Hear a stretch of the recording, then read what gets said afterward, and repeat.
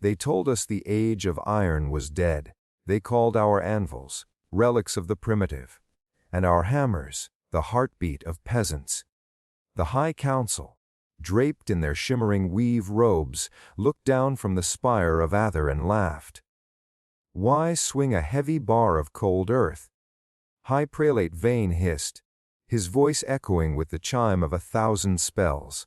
When a thought can unmake a man. He was right. A thought can unmake a man. But a thought cannot stop a soul, forged blade, once it has tasted blood. The city of Oros did not glow with firelight, it hummed with the pale, sickly violet of the weave. For 3 centuries, the High Council had enforced the edict of purity. Physical weapons were banned. To carry a knife was a crime, to forge a sword was treason. The council argued that physicality is fragility. They fought their wars with constructs of light and shields of pure intention. They became soft, wrapped in the illusion of their own invincibility. I stayed in the shadows of the lower district, in a cellar lined with lead to dampen the ring of my work. I am Kalen, the last of the Ash Walkers.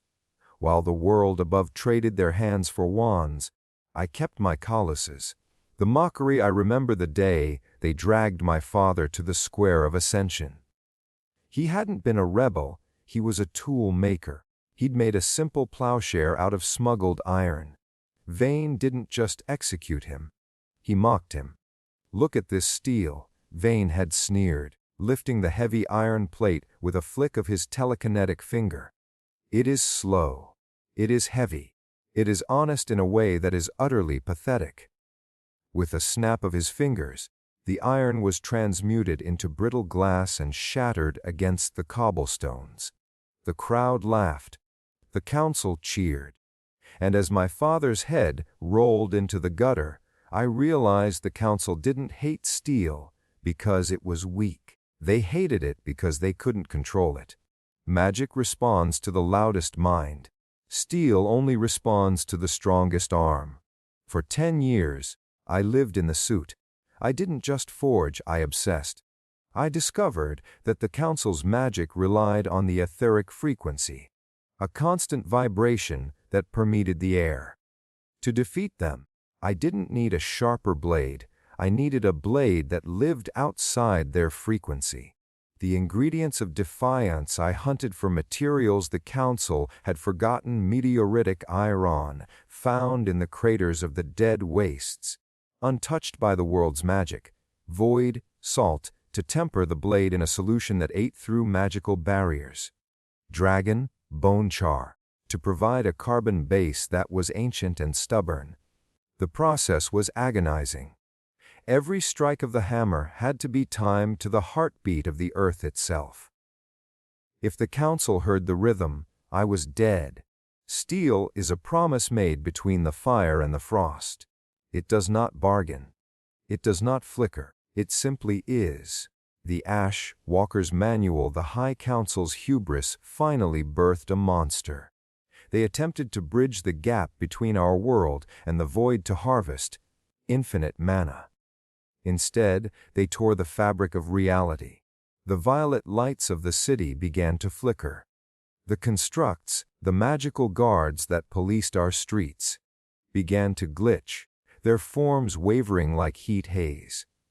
The council panicked, their spells misfired, their shields cracked, and from the tear in the sky, the void shades began to crawl, creatures of pure anti-matter that ate magic for breakfast.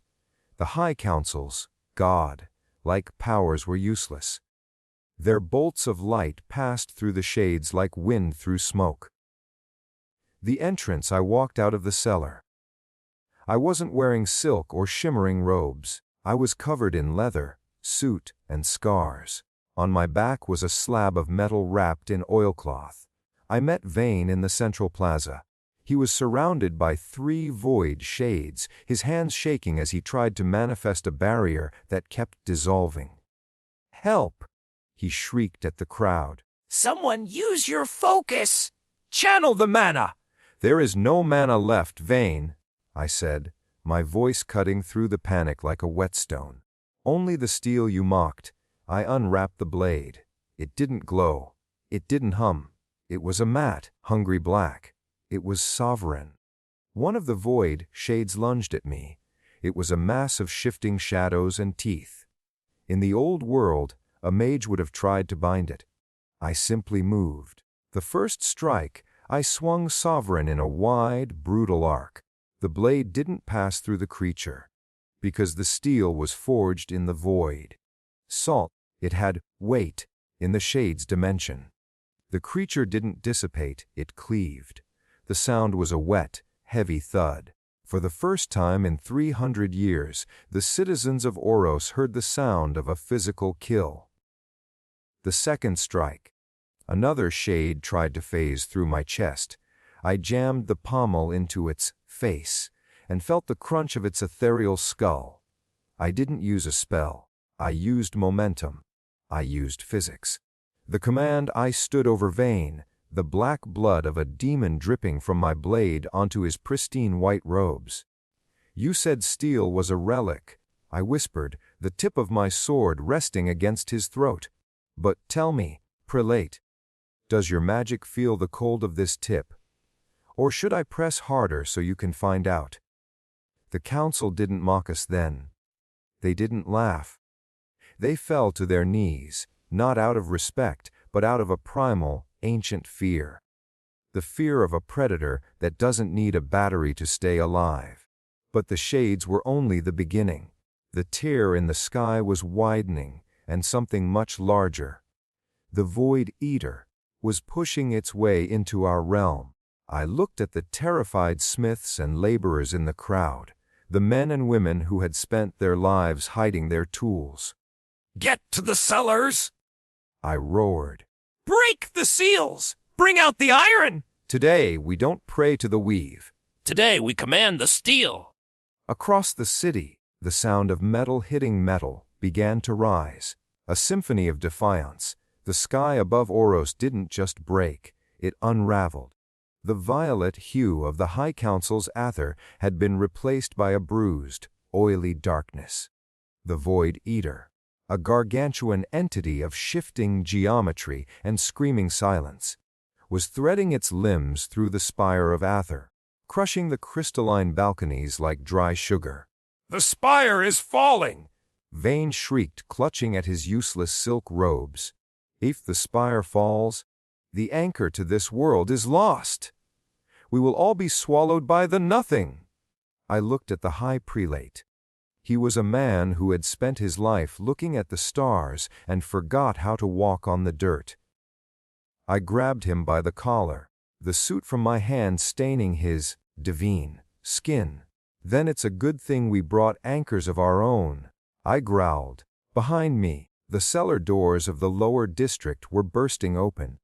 It wasn't just me. For decades, families had kept the old Iran, hidden beneath floorboards and inside hollowed-out walls. They emerged now, grandmothers wielding heavy iron ladles that had been sharpened into cleavers, miners with picks made of blackened pig, iron, and the young, who had never held a blade, gripping the hilts of rusted heirlooms with white, knuckled intensity. To the spire! I roared, raising sovereign high. The council mocked the weight of our steel. Let's show them exactly how much it weighs when it's buried in their nightmare. The ascent was a bloodbath. The void, shades were not mindless beasts. They were intelligent absences of light. They targeted the mind. They projected images of our deepest failures, our dead fathers, our broken dreams. A mage, guard, standing on the first tier of the spire, tried to cast a shield of serenity. A shade simply stepped through the golden light as if it were a curtain of mist and tore the man's soul out through his eyes. Shields up! I commanded my makeshift army. We didn't use magic shields. We used tower shields of cold, forged iron. When the shades lunged, their psychic screams hit the iron and dissipated. There is a reason why ancient legends speak of cold iron, warding off spirits. It is dense. It is grounded.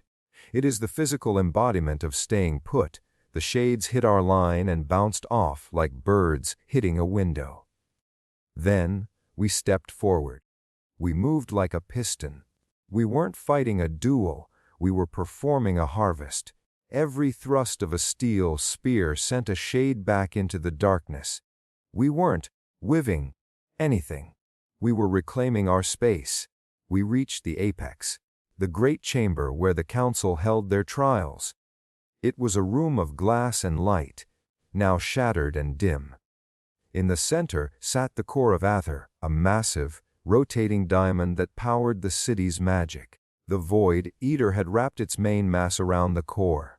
It was drinking, the magic growing larger, its skin turning from smoke to a terrifyingly solid obsidian. "It's too late," whispered Counselor Elara, her hands glowing with a pathetic, flickering spark. "The creature has merged with the core. If you strike it, the feedback will vaporize the city."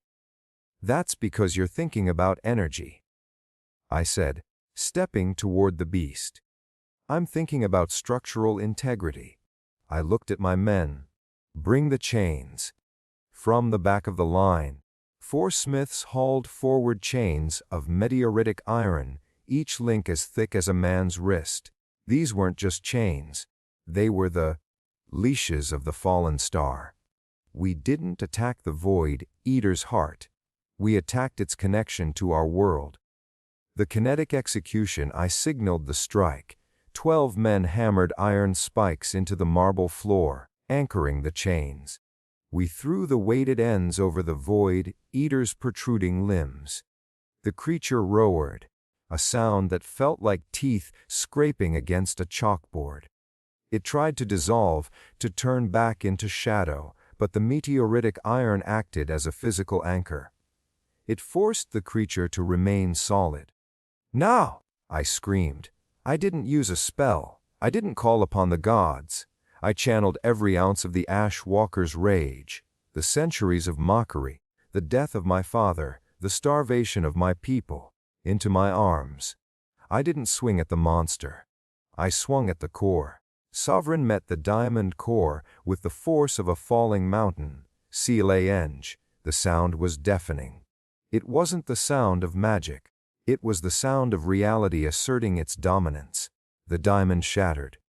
The infinite mana didn't explode. It was grounded through the steel of my blade and into the earth. The Void Eater, suddenly deprived of its food, shriveled. It became brittle. It became breakable. "Our steel!" I shouted, my voice cracking. "Commands the Void!" I leapt. The blade descended. I split the monster's obsidian skull from crown to base. No magic, just 40 pounds of tempered, unforgiving steel and the gravity of a man who had nothing left to lose. Part Ix, the silence after the storm, the sky didn't turn violet again. It turned blue, the natural, dusty, imperfect blue of a real morning. The Void Eater dissolved into ash. The High Council sat in the ruins of their spire. Their robes tattered, their godhood gone.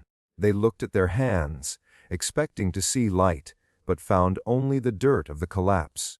I stood in the center of the chamber, Sovereign notched and chipped but still whole. Vane crawled toward me. You've destroyed it all. The Aether is gone. How will we light the city? How will we heal the sick? How will we rule?" I looked down at him. I reached into my belt and pulled out a small, simple flint and a piece of steel.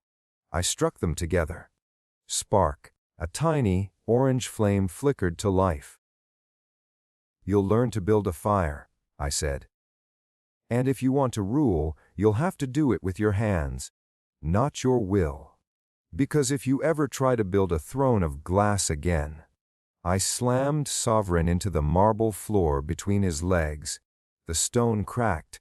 "My steel will be there to remind you of the weight of the world." Oros changed. We didn't rebuild the spire. We tore it down and used the stone to build a massive central forge. The mockery was over. Now, when the High Council, now renamed the Assembly of Labor, walks the streets, they don't look down. They look at the smiths. They listen to the rhythm of the hammers. They understand that the ethereal is a dream, but the physical is the truth. We are the ash walkers. We don't pray. We don't weave. We command. Epilogue: The Blade's legacy. Years later, a young apprentice asked me if I ever missed the magic. He had seen the old drawings of the floating gardens and the glowing lights.